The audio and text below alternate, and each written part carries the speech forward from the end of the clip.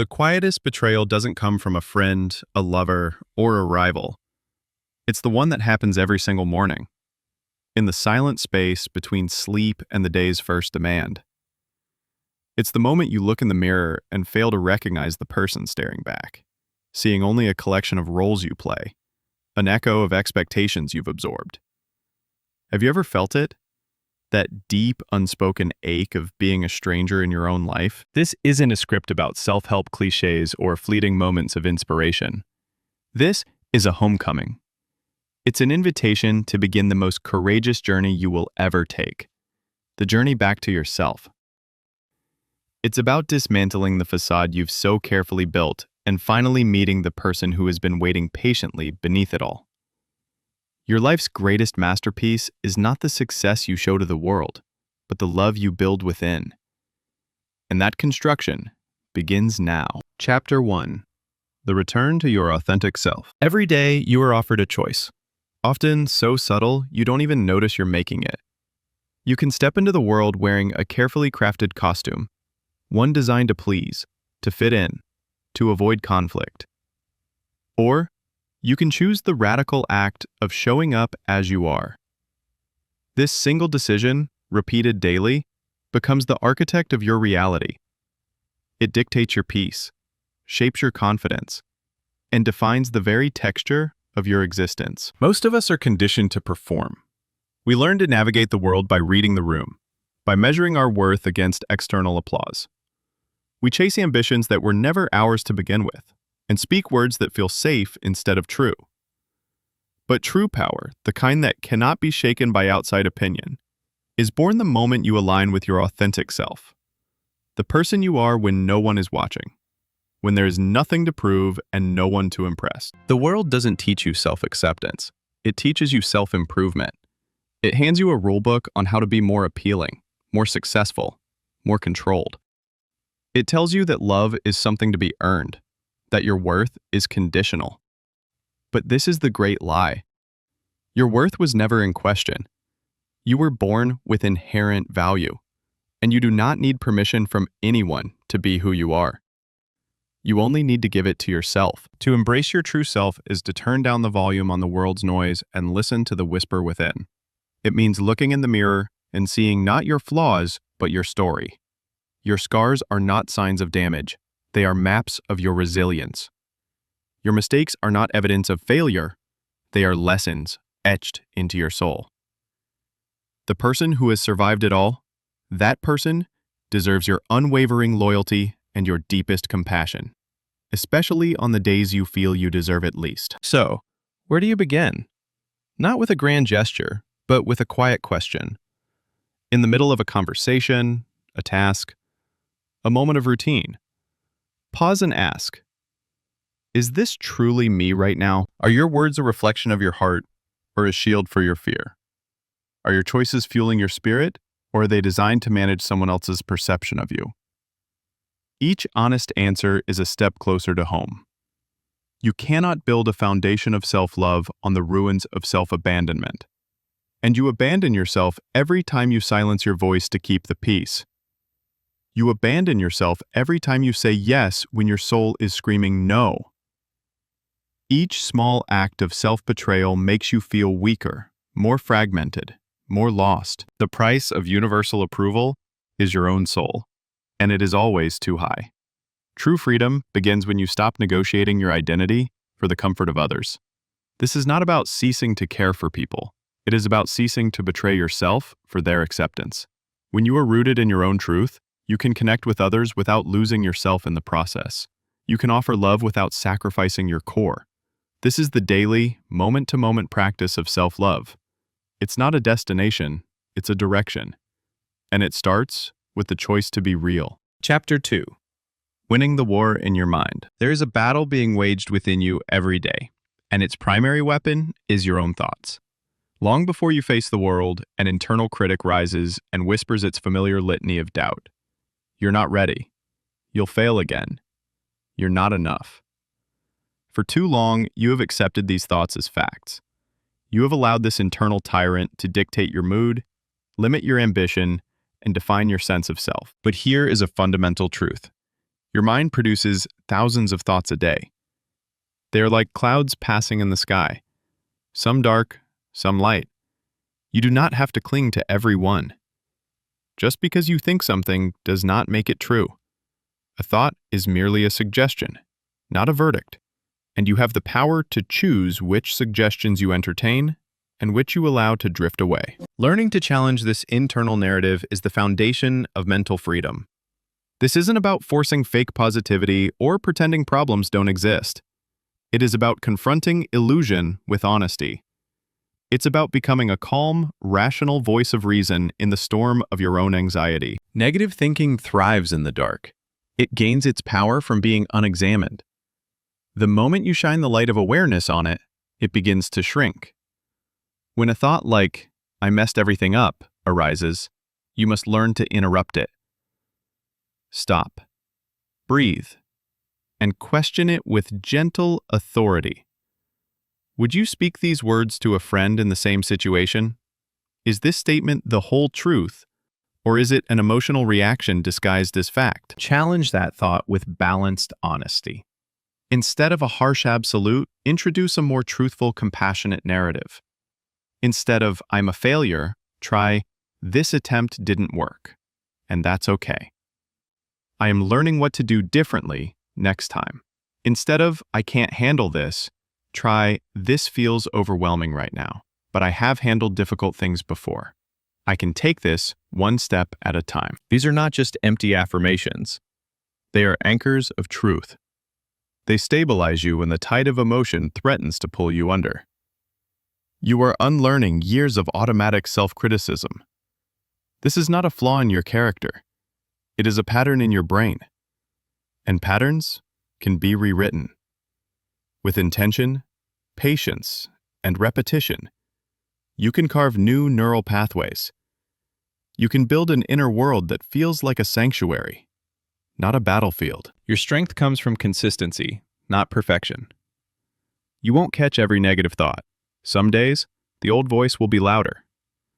The goal isn't silence, it's awareness. The goal is to build a habit of returning to a kinder, more honest voice. With every conscious interruption, with every gentle correction, you are reclaiming your power. You are teaching your mind that you are in charge, not the echoes of past fears. This quiet, disciplined work changes everything. It reshapes your inner landscape, which in turn transforms your outer world. Chapter 3. Building Resilience by Befriending Fear. Fear itself is not your enemy. Your avoidance of it is. Every time you shrink away from what scares you, you feed that fear. You grant it more power, more territory in your life, until your world becomes a small, walled-off space defined by what you are afraid to do. Fear, when ignored, does not vanish. It metastasizes. The only way to diminish its power is to move toward it. Resilience is not a trait you are born with. It is a muscle you build. And it is not forged in grand heroic acts. It is built in the small, steady, intentional movements toward discomfort. The secret to becoming courageous is understanding you don't have to eliminate fear to act. You simply have to learn how to move forward while it's in the passenger seat. Think for a moment about the things you consistently avoid. A difficult conversation, a new challenge, a creative project. Each act of avoidance sends a powerful message to your brain. I am not capable of handling this. But when you take one small, deliberate step forward, you rewrite that message. That single action becomes new evidence. It proves to your nervous system that discomfort is not the same as danger. It says, I can survive this feeling. I can do hard things. The key is to start small enough to guarantee a win. Don't try to conquer your greatest fear tomorrow. That only invites overwhelm and reinforces a sense of failure. Instead, break it down. Find a micro action you can take today. If you fear public speaking, don't sign up for a keynote. Simply state your opinion in a low-stakes meeting. If you fear rejection, don't ask for the biggest thing you want. Start by making a small request you can handle hearing no to. These are the reps that build your emotional muscle. You take one small step, you survive, and you learn. Then you take another. What once felt terrifying eventually becomes familiar, and then it becomes part of your territory. During these moments, your self-talk is critical. When fear rises, your internal voice can either be your saboteur or your coach. If it screams, "This is too much, turn back," you will likely retreat. But if you train it to say, "This feeling is just energy. It's uncomfortable, but it's not permanent," one step, you give yourself the momentum to continue. You need a calm, steady ally within. Fear often cloaks itself in convincing disguises. Sometimes it looks like perfectionism, the endless need to prepare, research, and wait for the perfect moment that never comes. Sometimes it's procrastination, the sudden urge to do easier, less important tasks. Recognize these patterns for what they are: sophisticated avoidance strategies. The goal is not to wait for fear to vanish. The goal is to act while it's there. There is a unique and unshakable confidence that comes only from doing the thing you thought you couldn't. It doesn't come from theory, it comes from experience. Once you have tangible proof of your own strength, the whispers of self-doubt become less convincing. You build a foundation of self-trust that no one can take from you. This is how you reclaim your power, one courageous step at a time. Chapter 4. The Art of Prioritizing Yourself. There will come a day when you realize you have been waiting for permission to take care of yourself. Permission that will never arrive. For years, you have been taught that your value is measured by your service to others. You've learned to be the strong one, the reliable one, the one who puts their own needs last. But true strength is not found in limitless self-sacrifice. It is found in the wisdom to know when to replenish your own spirit. Let this be your permission slip. Your needs are not a burden. They are not an inconvenience. They are not a sign of weakness. They are the fundamental requirements of your humanity, and they deserve to be met without guilt, apology, or hesitation. The belief that prioritizing yourself is selfish is a deeply ingrained piece of cultural programming, designed to keep you productive and compliant. But the cost of this belief is immense. It leads to burnout, resentment, and a slow, quiet erosion of your own life force. That is not noble. It is self-destructive. Prioritizing yourself does not mean you stop loving others. It means you are finally choosing to include yourself in the circle of care you so generously extend to the world. It means understanding that you cannot pour from an empty cup. To give with joy and authenticity, you must first ensure you have something to give. Begin by getting brutally honest with yourself. What do you truly need right now? Not what you think you should need, not what others expect of you. What does your soul genuinely crave? Is it silence? Is it connection? Is it rest? Is it creative expression? You must name it to claim it. If you cannot articulate your own needs, you cannot protect them. And if you do not protect them, the world will certainly not do it for you. When you start putting yourself first, guilt may arise. Expect it. Greet it. But do not obey it. Guilt in this context is not a moral compass. It is a conditioned response, an alarm bell from an old system that is being upgraded. When it appears, acknowledge it and tell yourself, I am allowed to honor my well-being. My peace is a priority. Then, take the action anyway. The more you act in defiance of that conditioned guilt, the quieter its voice will become. This is the essence of boundaries. Boundaries are not walls you build to push people away. They are declarations of self-respect. A simple, respectful no is a complete sentence. It does not require a lengthy explanation. It is an acknowledgement of your own capacity. Anyone who truly respects you will honor your limits. Those who push back are revealing that their needs matter more to them than your well-being. And that is vital information. You are not a machine. You are not an infinite resource. It is not your job to make everyone comfortable at the expense of your own peace. It is your job to live a life that feels honest, sustainable, and true. And that begins the moment you stop waiting to be chosen and finally, unequivocally, choose yourself. Part 2. The Architect's Toolkit. To choose yourself is a profound declaration. But a declaration, without action, is merely a wish. The real work begins the day after the revelation, in the quiet, unglamorous moments where you must build the structures to support your new commitment. You are now the architect of your inner world. This is not about finding happiness. It is about designing a life where happiness has a place to grow. And every great architect needs a set of trusted tools. These are yours. Chapter 5. The Blueprint for Mental Wellness. Your mental and emotional state is not a lottery. It is a garden. It responds directly to what you cultivate. True mental wellness isn't born from grand sweeping changes. It is the cumulative result of small, sacred habits practiced daily. It's about designing a routine that serves your spirit before you serve the world. Your first tool is sovereignty over your morning. The first 10 minutes of your day are the most fertile ground for intention. Before the world floods in with its notifications, its demands, and its noise, claim that time as your own. Before your feet even touch the floor, do not reach for your phone. Reach for yourself. Take 5 slow, deep breaths. Feel the air fill your lungs. A reminder that you are alive, here, now. Stretch your body, not as an exercise, but as an act of gratitude for the vessel that carries you.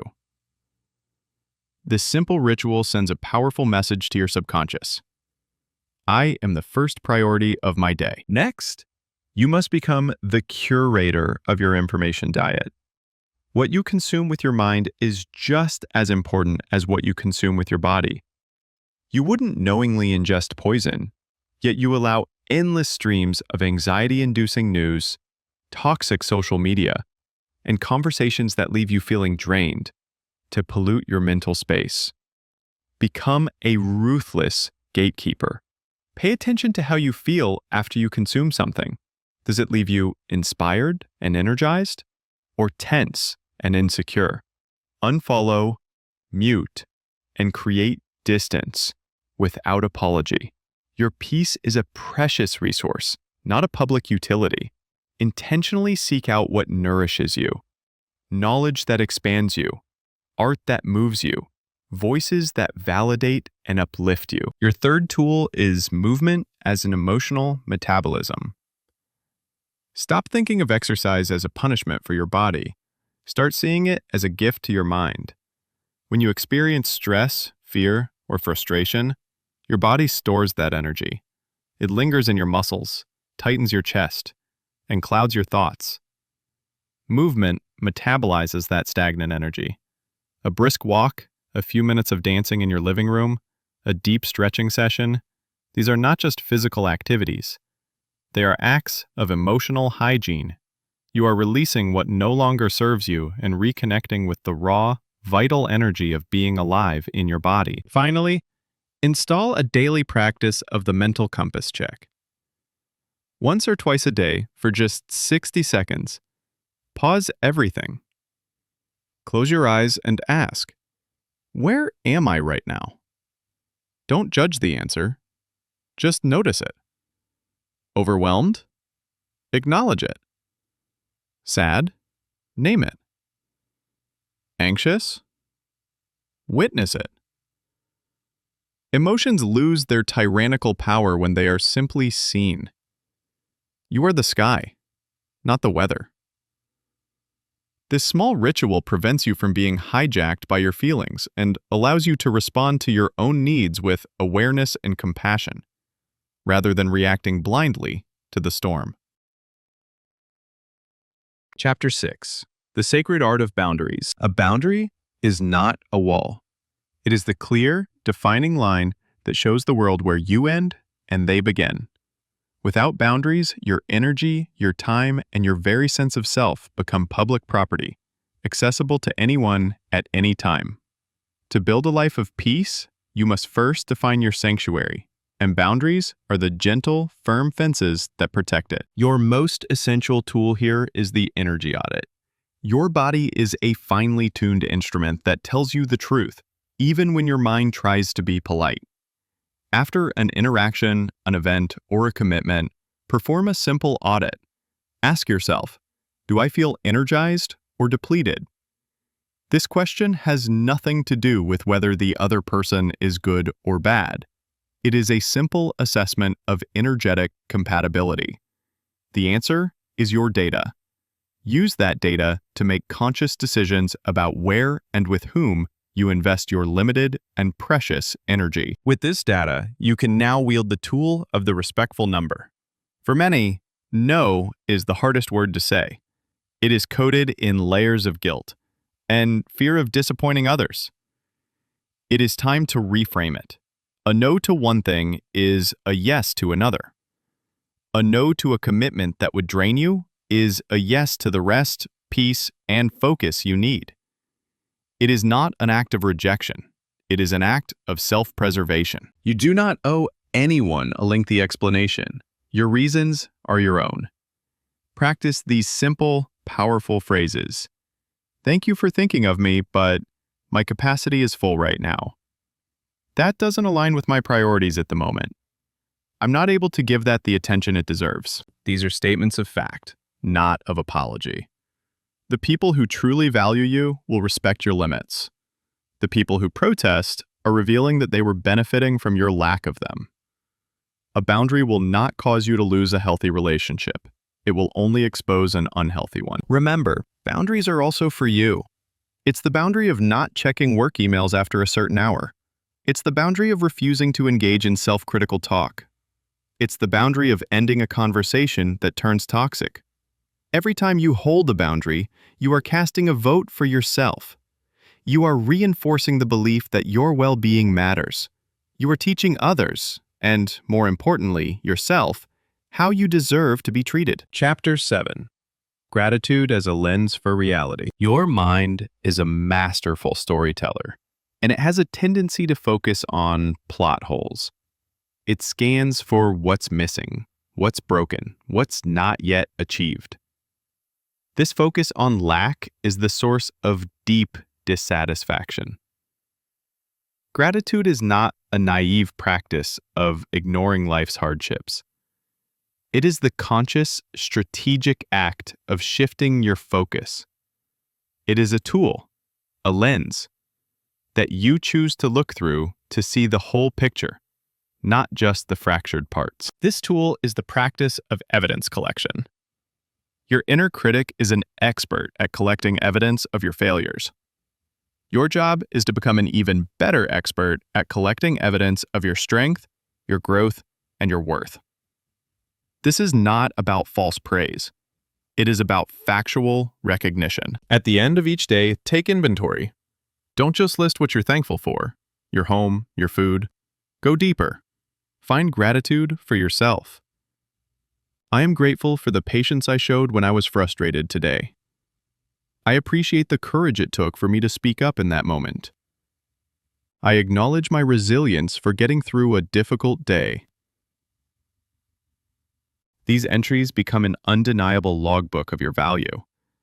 When doubt arises, you now have a written record to consult, a dossier of your own strength that refutes the lies of your inner critic. On your hardest days, gratitude becomes your anchor. When you feel lost in a storm of despair, you may not be able to find gratitude for the big things. That is when you must find it in the micro moments. Find gratitude for the breath in your lungs, for the feeling of the ground beneath your feet, for the fact that you have survived 100% of your worst days so far. Gratitude in these moments is not about happiness. It is a form of self-rescue. It is the act of finding one solid thing to hold on to when everything else feels like it's being swept away. This practice rewires your brain. It trains your mind to scan for the good, creating a default setting of appreciation rather than complaint. It moves you from a state of constant self-criticism to one of gentle self-recognition. You stop measuring yourself by how far you have to go and start honoring how far you have already come. This shift doesn't change your circumstances, but it changes you. And that is the only change that truly matters. Chapter 8. Claiming the Architect's Chair. This is the master tool. the one from which all others gain their power. It is the profound and liberating realization that no one is coming to save you. No partner, no job, no guru, no external achievement will ever fill the void that is created by your own absence. The person you have been waiting for to fix your life is you. This is the principle of emotional sovereignty. You are the sovereign ruler of your inner world. While you cannot control the events of life, you have absolute authority over how you choose to respond. To blame others for your unhappiness is to abdicate your throne. It is to hand the keys to your peace over to someone else, making you a perpetual victim of their actions, words, and moods. It is a powerless way to live. Taking responsibility is not the same as taking blame. It does not mean you are at fault for what has happened to you. It means you are now in charge of your healing. You are in charge of your path forward. The moment you stop outsourcing your happiness, you reclaim your power. To sit in the architect's chair, you must use the tool of radical honesty. You must be willing to ask yourself the hard questions. What am I tolerating that is draining my life force? What comfortable habits are keeping me stuck in familiar misery? What story about my past am I using as an excuse to not build my future? What am I pretending not to know? The answers will be uncomfortable. But clarity, not comfort, is the prerequisite for change. Happiness does not grow in the soil of denial. It grows in the clear, sharp light of self-awareness. This is your life, not a dress rehearsal. You have been given this one precious existence to create, to experience, and to inhabit fully. It is too short to spend it waiting for someone else's approval, waiting for circumstances to be perfect, or waiting for a rescue that will never come. Step up. Take the pen. You are the author of your next chapter. Own your choices. Own your healing. Own your peace. This is not a burden. It is your greatest freedom. This is how you stop just surviving and finally start to build a life that feels like home. Part 3. Healing the scars. Once you have claimed the architect's chair and gathered your tools, the real excavation begins. You cannot build a new structure on unstable ground. And for so many of us, the ground of our present is riddled with the fault lines of our past. We carry ghosts of old mistakes, of past hurts, of versions of ourselves we no longer recognize. To build a future of peace, you must be willing to walk back into the ruins. Not to linger, but to heal. This is not about reopening old wounds. It is about finally allowing them to close. This is the sacred work of healing. Chapter 9. The Power of Self-Forgiveness. You cannot move forward if you are constantly looking back with condemnation. You carry your past mistakes like a bag of stones, adding another one with every perceived failure. And you wonder why your journey feels so heavy. You punish yourself for what you did not know then, judging your past self with a wisdom they had not yet earned. This is not accountability. It is a self-inflicted prison. Real growth is not born from relentless self-punishment. It is born from compassionate self-reflection. Forgiveness is not about absolving yourself of responsibility. It is not about pretending the hurt didn't happen. It is the courageous act of acknowledging the full truth of your past and deciding that you will no longer use it as a weapon against your future. Think of the person you were 5, 10 years ago. They were doing the best they could with the tools, the awareness, and the emotional capacity they had. They were operating from a place of survival, of fear, of incomplete knowledge. To judge them now, from your current vantage point, is a profound injustice. That person does not need your criticism. They need your understanding. They need your grace. Self-forgiveness is a quiet, deliberate decision to stop fighting a war that is already over. The past is a country you can learn from, but you can no longer live there. To forgive yourself is to set a prisoner free, and then to realize that the prisoner was you. The process begins with a simple, profound acknowledgement. Bring a past mistake to mind, one that still carries the sting of shame. See the younger you who made that choice. Instead of recoiling, lean in with curiosity. What were they feeling? What fear was driving them? What need were they trying to meet, however clumsily? When you seek to understand rather than to judge, condemnation dissolves and compassion is born. Now, speak to that version of yourself. Aloud or in silence, offer them the words they have been waiting to hear. You did the best you could with what you knew. You are not defined by your lowest moment. I see your struggle, and I forgive you. We are allowed to move on now. This is not a one-time event. It is a practice. The voice of shame is a persistent echo. When it returns, you must meet it again with the gentle, firm voice of forgiveness. You are not erasing the memory. You are changing your relationship to it. You are transforming it from a source of shame into a source of wisdom. Your mistakes do not disqualify you from a life of peace. They are the very curriculum that has made you who you are today, wiser, stronger, and more compassionate. You have paid your dues. It is time to come home. Chapter 10.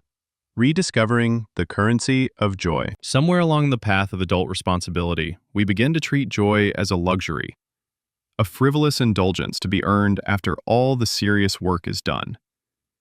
This is one of the greatest tragedies of modern life. Joy is not a reward. It is a vital, life-sustaining nutrient. It is the fuel for resilience, the antidote to burnout, and the compass that points you back to your most authentic self. To heal, you must intentionally reintroduce joy into your life, not as a distant goal, but as a present moment practice. This requires you to become an archaeologist of your own delight. You must dig beneath the layers of obligation and expectation to uncover what genuinely lights you up. What did you love to do as a child, before the world told you what was productive or practical? Was it painting, dancing, exploring the woods, getting lost in a book? Those early passions are the fingerprints of your soul. They are clues to what will still nourish you today. Start a joy inventory. For 1 week, carry a small notebook or use an app on your phone. Your only task is to notice moments, no matter how fleeting, that bring a genuine spark of lightness or peace. It might be the taste of your morning coffee, a song on the radio, the warmth of the sun on your skin, or a moment of laughter with a friend. This practice trains your mind, which is so accustomed to scanning for threats, to begin scanning for beauty. It resensitizes you to the small wonders that are always present, but often overlooked. From this inventory, begin to schedule joy into your calendar. Treat it with the same non-negotiable importance as a business meeting. Block out 30 minutes to read in the park. Schedule a weekly call with a friend whose laughter is medicine. Book a class to learn that new skill you've been dreaming of. By scheduling it, you're declaring that your joy is not an afterthought. It is a priority. Do not confuse joy with distraction. Mindlessly scrolling through social media or binge-watching a show to numb yourself is not joy. It is escape. Joy is an active, engaged state. It is the feeling of being fully present and alive in an experience that resonates with your spirit. It requires intention. It requires you to put down the anesthetic of distraction and choose to feel. When you invest in your own joy, you create an upward spiral. The more joy you experience, the more resilient you become. The more resilient you are, the better you can navigate life's challenges. And the better you navigate challenges, the more space you create for, you guessed it, more joy. It is the ultimate renewable resource. You do not have to earn it. You are inherently worthy of it.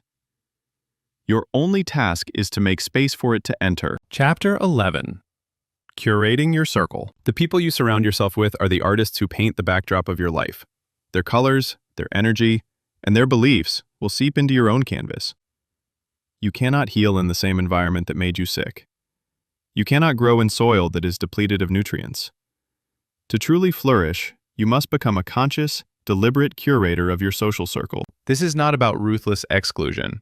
It is about mindful inclusion. It begins with an honest assessment of your relationships. Think of the key people in your life. After you spend time with them, how do you feel? Energized, seen, and inspired? Or drained, judged, and small? Your emotional response is your most honest feedback. There are 3 types of people you need in your curated circle. First, you need the inspirers. These are the people who are living a life that excites you. They are passionate, growth-oriented, and they demonstrate what is possible. They pull you forward, not by preaching, but by their very existence. They remind you to aim higher and dream bigger. Second, you need the nurturers. These are the people who provide a safe harbor for your soul. You can show up to them in your messiest, most vulnerable state, and the response is not judgment, but empathy. They listen deeply. They hold space for your struggles. They remind you that you are loved unconditionally, not for what you do, but for who you are. Third, you need the challengers. These are not critics. They are trusted allies who care enough about you to tell you the truth, even when it's hard to hear. They see your blind spots. They lovingly call you out when you are playing small or falling back into old patterns. They don't let you settle. Their challenges are an act of profound belief in your potential. As you begin to intentionally seek out and invest in these kinds of relationships, you will naturally have less time and energy for those that drain you. You may need to create loving distance from certain people. This doesn't require a dramatic confrontation. It can be a quiet, gradual process of declining invitations, shortening conversations, and reinvesting that energy into relationships that feed your spirit. You are the average of the 5 people you spend the most time with. Choose them wisely. Your circle should be a source of strength, a wellspring of support, and a catalyst for your growth. Surround yourself with people who see the masterpiece within you, even when you can only see the unfinished canvas. Chapter 12. The Myth of the Perfect Path. Perfectionism is not a pursuit of excellence. It is a shield. It is the fear of judgment, of failure, of criticism, dressed up in a noble-sounding disguise. It is the heaviest, most paralyzing weight you can place on your own shoulders, and it will stall your healing journey faster than anything else. The truth is, healing is not a linear, Instagram-worthy process. It is messy. It is cyclical. It involves 2 steps forward and 1 step back. There will be days you feel enlightened, and days you fall back into the oldest, most painful patterns. The goal is not to create a perfect healing journey. The goal is to stay on the journey. Embrace the principle of progress, not perfection. Shift your focus from the distant, idealized destination to the single step you can take today. Did you catch one negative thought and gently correct it? That is a victory. Did you hold a small boundary, even if your voice shook? That is a monumental win. Did you choose 5 minutes of quiet breathing over mindless scrolling? You are a hero. Confidence is not built on a foundation of flawless victories. It is built on the evidence of your own resilience. It is forged in the moments you fall and choose to get back up.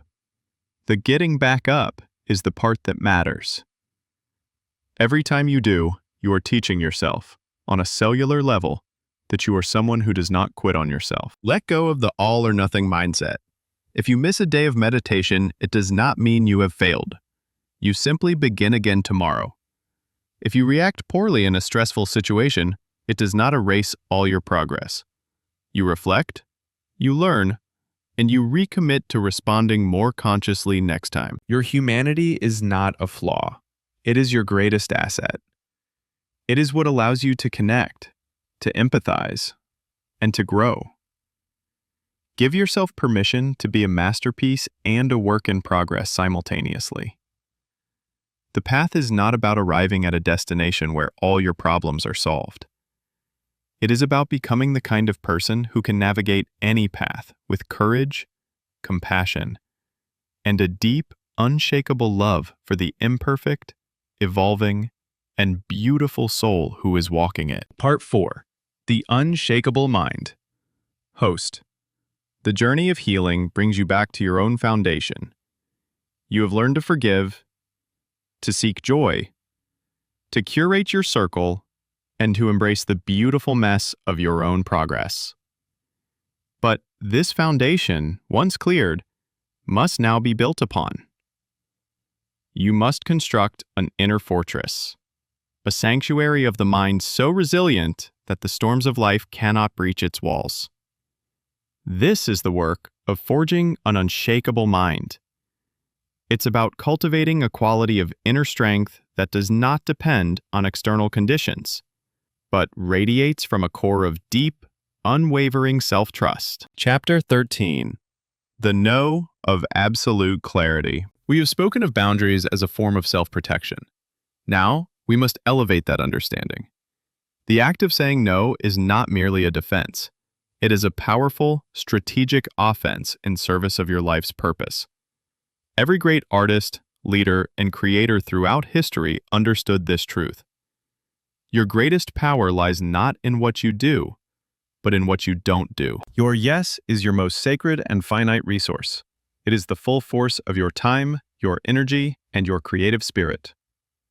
Every time you give it away to something that is not aligned with your deepest values, a commitment born of obligation, a relationship that drains you, a project that deadens your soul, you are diluting your power. You are taking the brilliant, focused beam of your life's energy and scattering it into 1,000 weak and ineffective directions. This is the practice of wielding the no of clarity. It is a no that is not born from anger or exhaustion, but from a profound and settled understanding of what you are here to do. It is the calm, quiet refusal to be distracted from your own mission.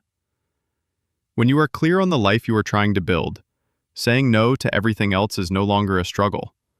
It is a simple, logical necessity. Before you agree to any new request, pause and use this as your filter.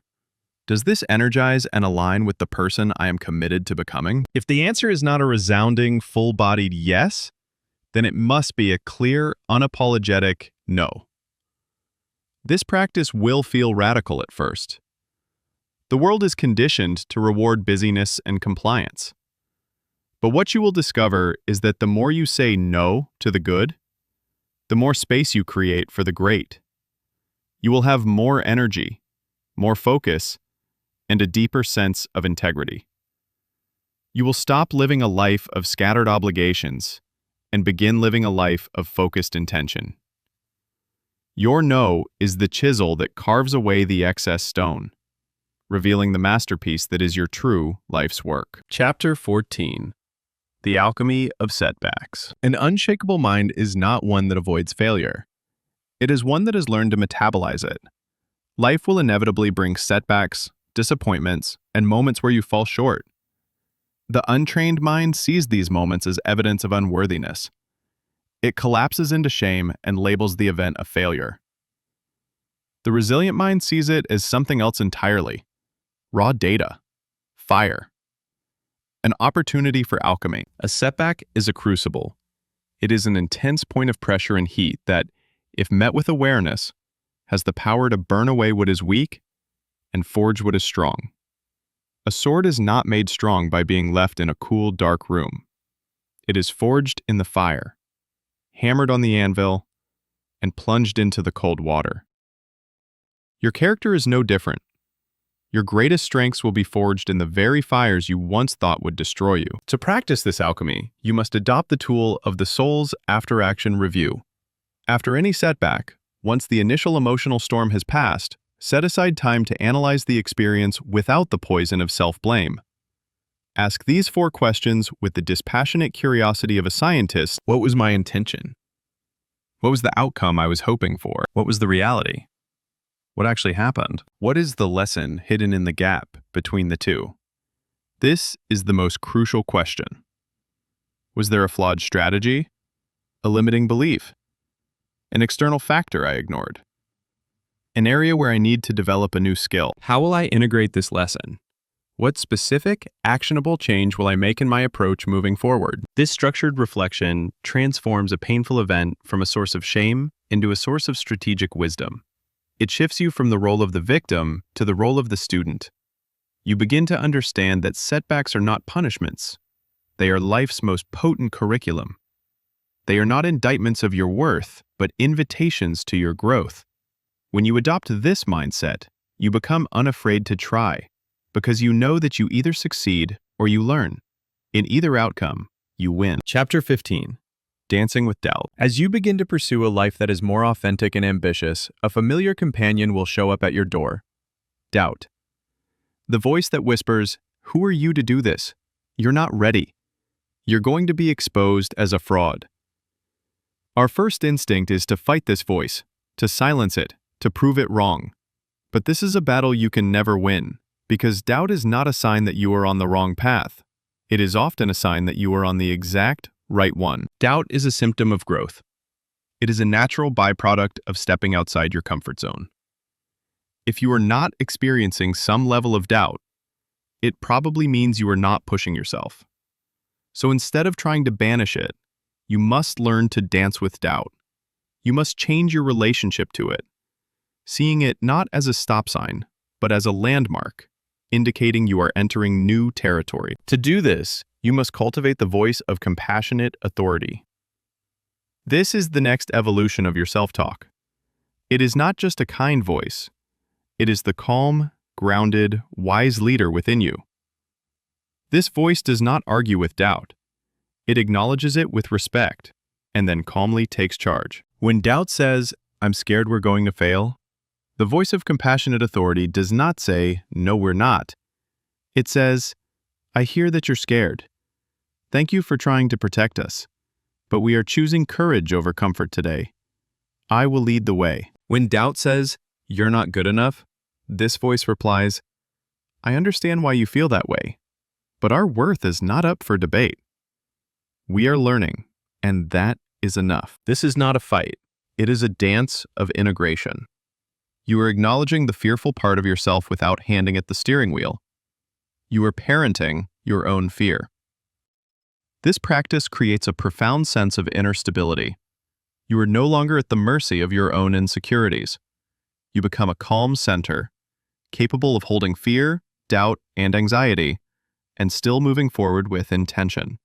You realize that the goal is not to become fearless. The goal is to become so rooted in your own compassionate authority that fear no longer has the power to stop you. Chapter 16. The integrity of your inner world. An unshakable mind is, above all, an honest mind. It is a mind that has stopped lying to itself. We lie to ourselves in 1,000 subtle ways every day. We pretend we are okay when we are breaking. We pretend things don't bother us when they are tearing us apart. We create elaborate justifications for staying in situations that are draining our spirit. We do this to avoid the short-term discomfort of facing the truth. But this self-deception comes at a catastrophic long-term cost: the loss of self-trust. To build an unshakable mind, you must commit to a life of radical inner integrity. This means creating a zero-tolerance policy for self-deception. It is the commitment to being a safe space for your own truth. This requires the practice of feeling your feelings without judgment. When an emotion like anger, sadness, or jealousy arises, your first instinct may be to label it as bad and suppress it.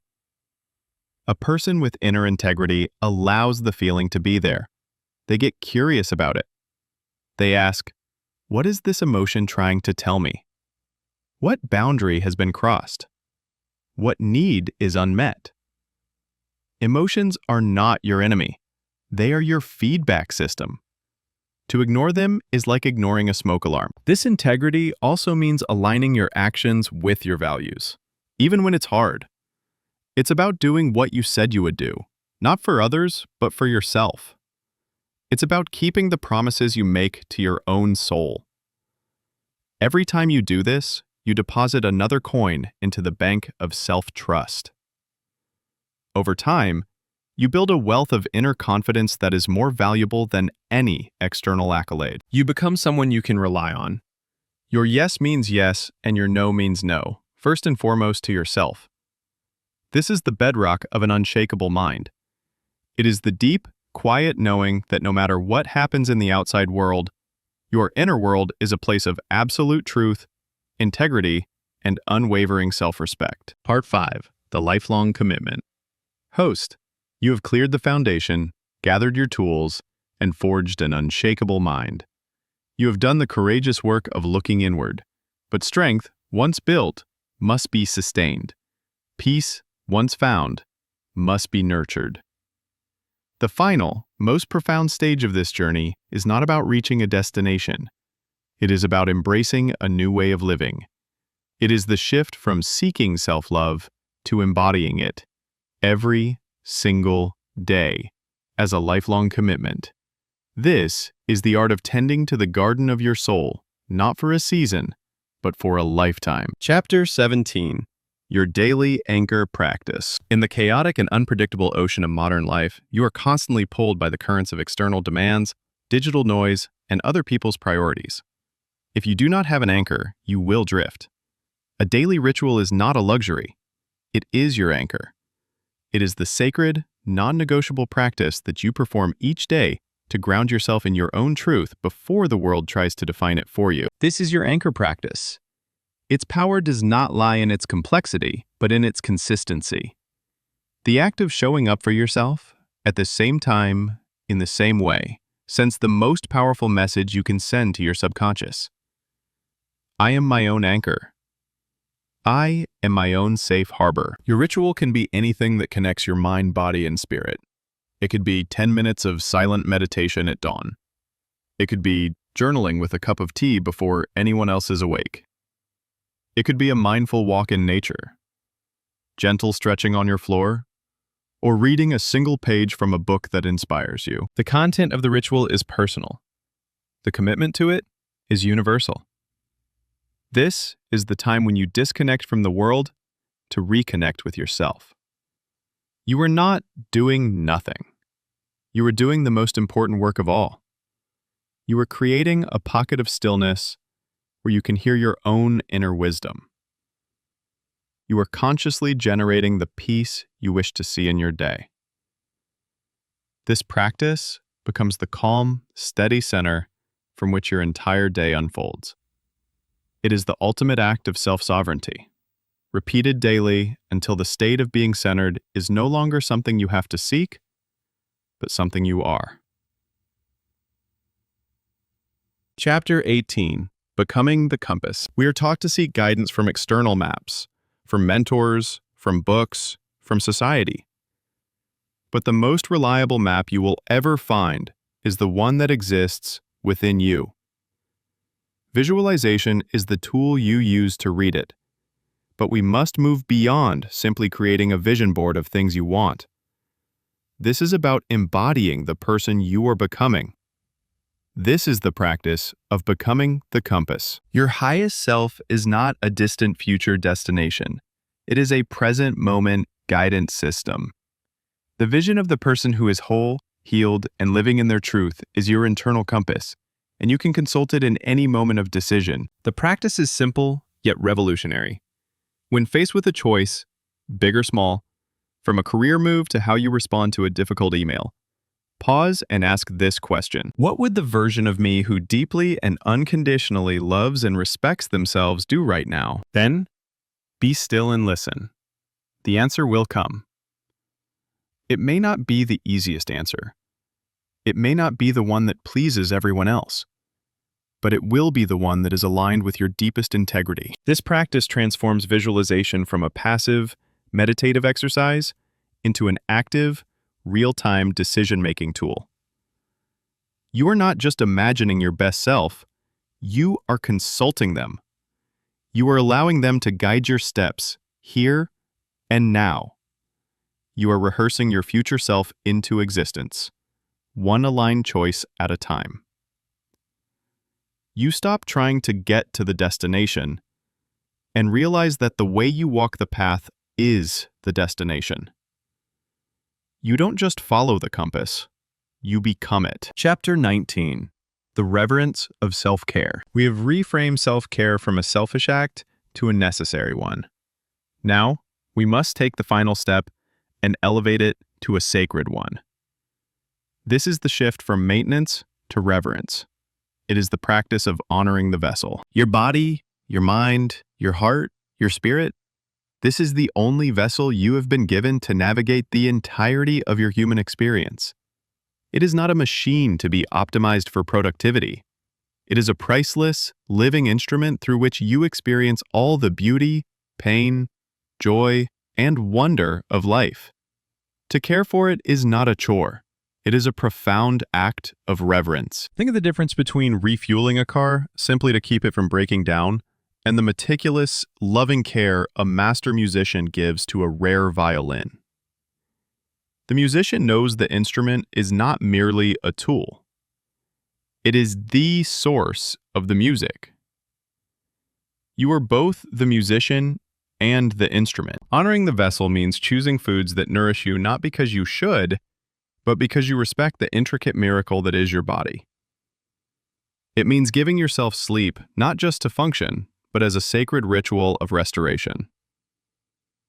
It means protecting your mind from toxicity not out of fear, but out of a deep reverence for your own consciousness. When you see self-care through this lens, the concept of selfishness becomes utterly absurd. Is a gardener selfish for tending to the soil? Is an artist selfish for cleaning their brushes? To honor your vessel is to honor the life that flows through you. It is the ultimate expression of gratitude for the gift of your own existence. Chapter 20. The Vow. And so we arrive at the heart of it all. The final commitment. This is the moment you stop treating self-love as a conditional state you achieve when you are perfect, healed, and have it all figured out. This is the moment you embrace it as a vow. A marriage vow is not made for the perfect sunny days. It is made for the storms.